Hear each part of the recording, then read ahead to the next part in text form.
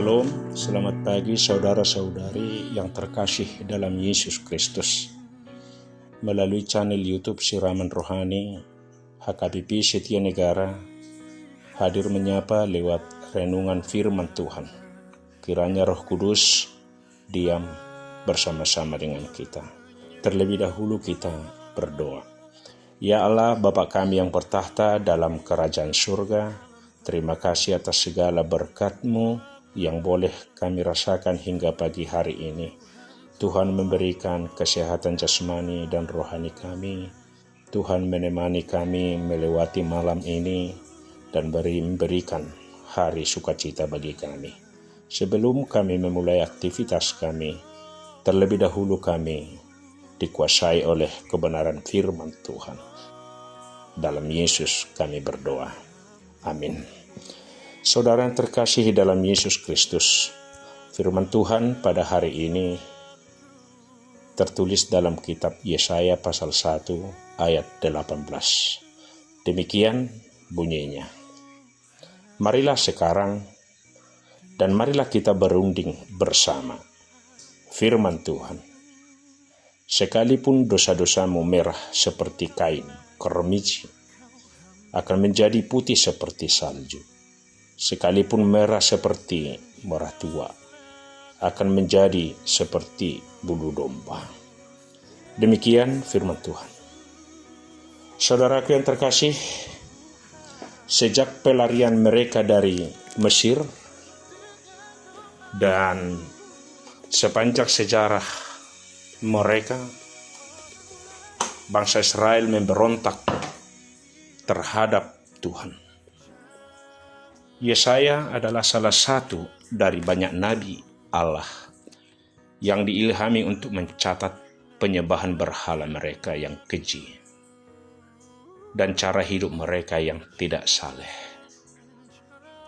tidak setia, serta untuk mengungkapkan kecaman keras Allah terhadap bangsa pilihannya.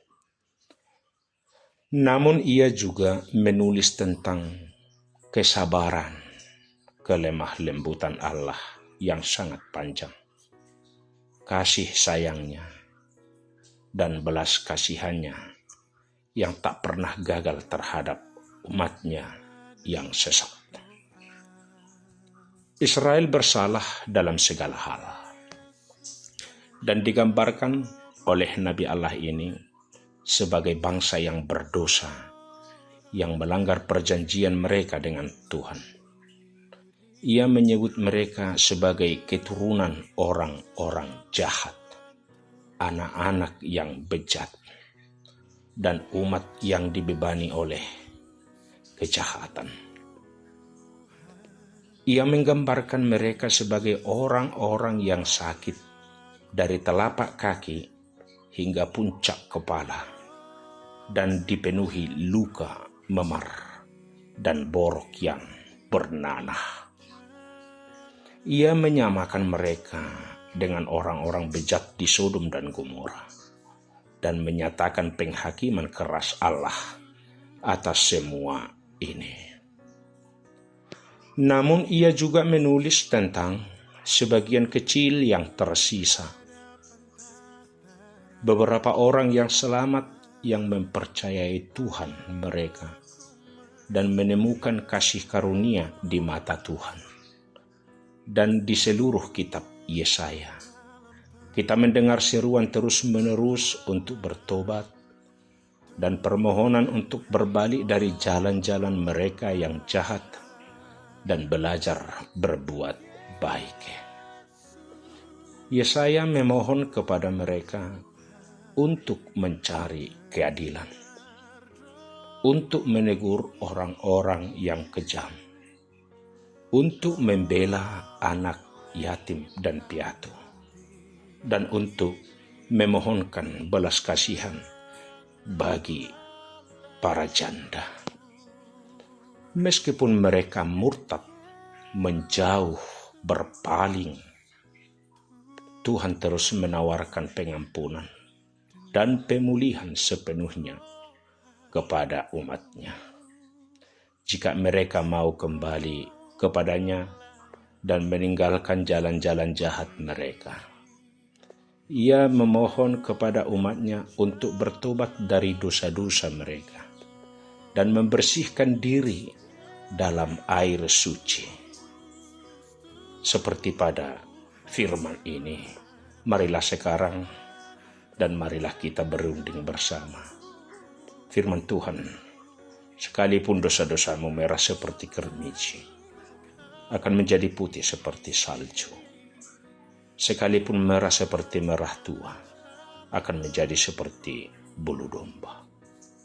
Sungguh luar biasa berkat kelemah lembutan Allah atas umatnya.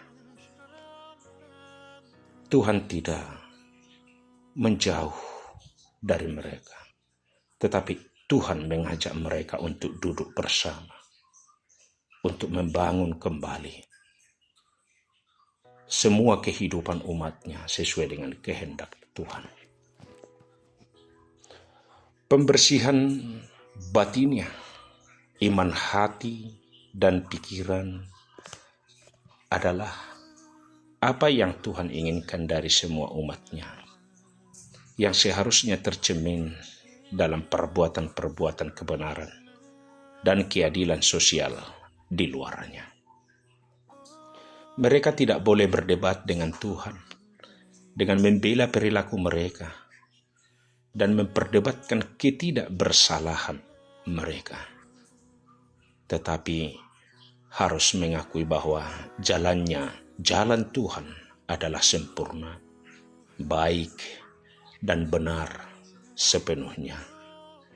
Seperti sebagian besar kitab Perjanjian Lama, Yesaya ditulis untuk Israel sebagai sebuah bangsa, tetapi semua kitab suci adalah untuk pembelajaran kita, dan ada banyak hal yang dapat dipelajari oleh orang Kristen dalam tubuh Kristus dari kitab Yesaya. Banyak hal yang harus kita hindari, dan banyak hal yang harus kita terapkan dalam kehidupan sehari-hari. Mempercayai firman Tuhan, mengakui dosa mereka, mengakui kesalahan mereka, meninggalkan penyembahan berhala mereka, bertobat dari jalan-jalan jahat mereka, dan berpaling dari kefasikan mereka, harus mendahului penyucian dan pembersihan Israel oleh Tuhan. Demikian pula, sebagai orang Kristen kita harus mengakui kesalahan kita, meninggalkan penyembahan berhala-berhala dunia, bertobat dan menyadari bahwa kita adalah orang berdosa yang membutuhkan juru selamat, sehingga melalui iman kepada kematiannya yang penuh pengorbanan dan kebangkitannya yang mulia, kita dapat dibersihkan dari jalan-jalan kita yang jahat, diampuni dari dosa kita, dibasuh dalam darahnya yang berharga, dinyatakan benar di mata Bapa Surgawi kita, dan menjalani hidup yang kudus bagi Tuhan. Sungguh mulia kasih karunia Tuhan. Segala kelemah lembutannya, cinta kasihnya menutupi marah dan murka Tuhan untuk memberi pengampunan bagi kita. Marilah kita sama-sama menerima segala karunia yang dari Tuhan sebagai umat pilihan yang ditebusnya. Menjalani hidup ini bersama dengan Tuhan di dalam kehidupan yang baru setelah Tuhan menyucikan kita dari dosa adalah perjalanan berkat, perjalanan sukacita. Amin. Kita berdoa. Terima kasih Bapa di surga buat segala berkat-Mu melalui firman-Mu yang menyapa kehidupan kami, agar kami menyadari segala kejahatan dan dosa-dosa kami di hadapan-Mu. Bapa di surga, terima kasih atas berkat kasih-Mu yang menyucikan segala kehidupan kami dari noda-noda dosa kami. Bapa di surga, kami berdoa buat saudara-saudara kami yang hidup dalam jauh dari Tuhan. Kiranya mereka selalu mendengarkan seruan daripada Tuhan untuk hidup, bertobat ke jalan yang benar. Bapa di surga, kami berdoa buat saudara-saudara kami yang dalam keadaan sakit. Kiranya Tuhan memberkati mereka, memberikan kesembuhan. Kami juga berdoa buat saudara-saudara kami yang dalam perjalanan. Kiranya Engkau memberkati mereka dalam sukacita. Dan segala pergumulan kami serahkan kepada Tuhan. Tuhan selalu campur tangan. Satu hari ini Bapa, kami serahkan jiwa dan raga kami hanya ke dalam tangan Tuhan. Dalam Yesus kami berdoa.